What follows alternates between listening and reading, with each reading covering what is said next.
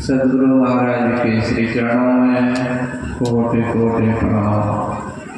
उनके ही हृदय परम पूज्य पाद श्री साई स्वामी जी महाराज के श्री चरणों में कोटि कोटि प्रणाम। अपने आवास में अवस्थित परम पूज्य पाद प्रधान आचार्य श्री के श्री चरणों में कोटि कोटि प्रणाम।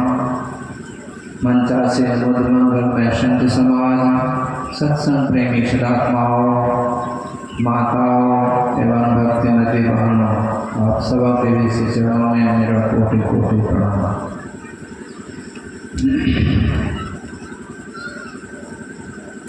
जब ईश्वर परमात्मा की रहमत की कृपा होती है, साधु संतों के दर्शन होते हैं, साधु संतों के वचनों को सुनकर अपना जीवन कल्याणमय बनाते हैं। अभी प्रसंग में हम लोग सुन रहे थे सबरी माता का। माता सबरी भिलने जाति, जिसको मुसहर भी कहते हैं समाज में, उस जाति की, लेकिन भगवान भक्ति और श्रद्धा प्रेम से जो उनको पूछते हैं उनके प्यारे होते हैं। और जाति पाति कुल धर्म बड़ाई ये सब उनको कुछ अच्छा नहीं लगता है। उनको लगता है जो प्रेम से, जो स्नेह से उनके प्रति समर्पित रहते हैं वो उनको प्यारा है, चाहे कोई भी हो, चाहे स्त्री हो, चाहे पुरुष हो, चाहे छोटी जाति के हो, बड़ी जाति के हो, जो उनको भजता है उनके लिए वो समर्पित होते हैं। परमात्मा की भक्ति क्यों करें? ईश्वर परमात्मा की भक्ति करने से क्या फायदा होगा? कहा, गर्भवास में कौन किया था, नाम जपूंगा मैं तेरा, इस झूठे दुनिया में आकर नाम भूल गया मैं तेरा। ऋषि मुनि सब आते हैं समझाने के लिए, कुछ तो समय निकालो हरि गुण गाने के लिए। अर्थात परमात्मा ने इस संसार में हम लोगों को भेजा तो उससे पहले हम लोग गर्भवास में ही प्रार्थना की थी, आराधना की थी कि प्रभु हम इस काल कोठ से निकालिए, और गर्भवास ने जो कॉल किए हैं अभी भूल गए। गर्भ से निकले और कहा कहाँ कहाँ कोई कॉल करा नहीं किया, इसलिए माया के नगरी में भूल गए। भूल गए क्या? भूल भरम हर बार, एक बार कहीं कौन पूछे, बहुत बार भूल। और अब की बार मनुष्य का शरीर मिला है, मनुष्य वाला कर्म नहीं करेंगे, मनुष्य वाला विचार नहीं रखेंगे, मनुष्यत्व को अपनाएंगे नहीं, तो आप लोग जानते होंगे एक महात्मा थे, उन्होंने कलकत्ता शहर में दिन के दोपहर में मशाल लेकर के बहुत लोगों के बीच जाते थे। तो किसी ने पूछा कि भाई क्यों ऐसा करते हैं, दिन में मसाले कहा मैं आदमी खोजता हूँ, मनुष्य खोजता हूँ। कहा इतने इतने कलकत्ता में भीड़ है इसमें पता नहीं लगता।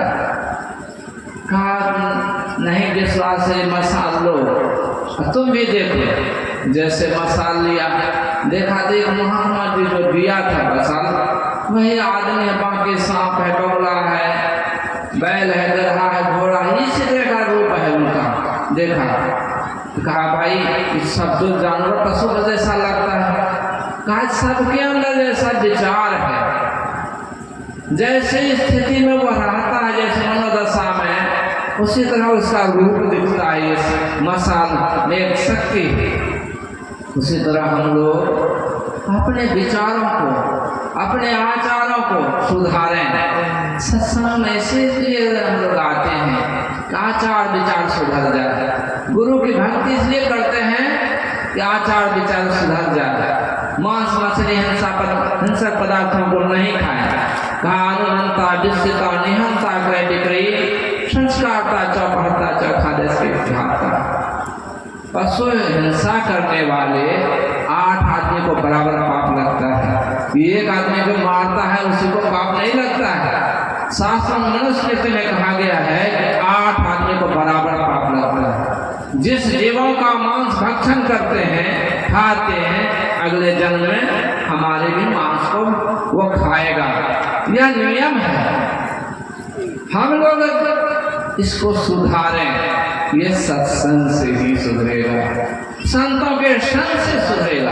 प्रथम भक्ति संतन कर संगा, संतों का संग करेंगे तो उनके अनुरूप बनेंगे। गर्गाचार्य और नारद बाबा इसी तरह घूमने जा रहे थे तो एक जगह गर्गाचार्य इसी तरह एक जगह देखा अंगिरा ऋषि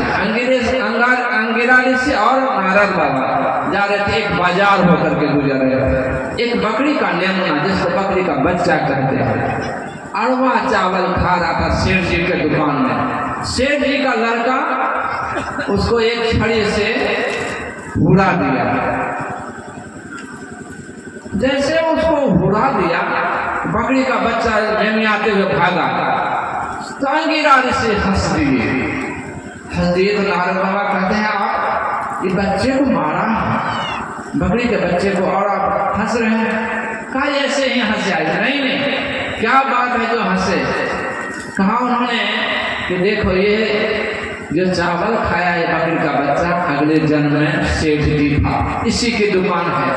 अंतिम काल में इसकी इच्छा रह गई कि मैं अरवा चावल है इसे खीर बनाकर खाऊंगा, लेकिन इसी बीच इसके शरीर का अंत हो गया, इच्छा रह गई और इस जन्म में यह बकरी का बच्चा बना है।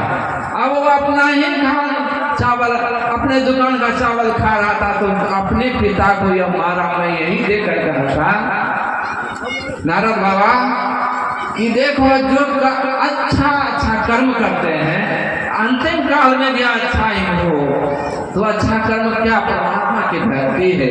परमात्मा की भक्ति नहीं करेंगे, इच्छा रह जाएगी तो जन्म का कारण हो जाएगा। अब ये मनुष्य का शरीर मिला है परमात्मा की भक्ति करने के लिए मिला है, और आप परमात्मा की भक्ति अंत काल तक करेंगे तो हमारा जीवन सफल होगा, नहीं तो हमारा जीवन सफल नहीं हो सकता।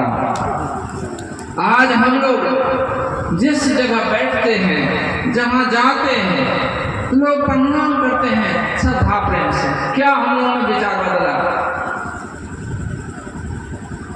हम लोग में क्या परिवर्तन हुआ? ना नाक जैसा है, मुख जैसा है, शरीर जैसा वैसा ही है। बदलाव एक विचार, किनकी संगति से? संतों की संगति से, गुरु के आदेश उपदेश से रखने से तो लोग प्रणाम करते हैं। और यदि उसके अनुसार चलेंगे, अपने जीवन में उतारेंगे तो कितना पूज्य हो जाएंगे। पूज्य हो जाते हैं, वेद प्रधान पूज्य हो जाते, देवतुल्य हो जाते हैं। कहा अपने आप के अंदर अंधकार है, अज्ञानता है तो आप जीव हैं। आप में अंतर साधना करके आपने प्रकाश मंडल में प्रतिष्ठित कर लिया है, आप देवतुल्य हो गए। मनुष्य हैं लेकिन देवतुल्य हो गए। यदि इससे भी ऊपर उठे, साधना करके शब्द में चले गए और शब्द साधना के आपने और सार शब्द को पकड़ लिया है तो आप देव से ईश्वर सुख हो गए। और जो ऐसी साधना करता है वो मनुष्य शरीर में ईश्वर है। हम लोगों को यह भक्ति का ज्ञान मिला है, इसको जीवन में उतारिए, कीजिए, बहुत लाभ होगा। यही आप लोगों की सेवा में कहा। बोलिए श्री सद्गुरु महाराज की जय। श्री सद्गुरु महाराज की जय। अभी आप लोगों ने देखा गाय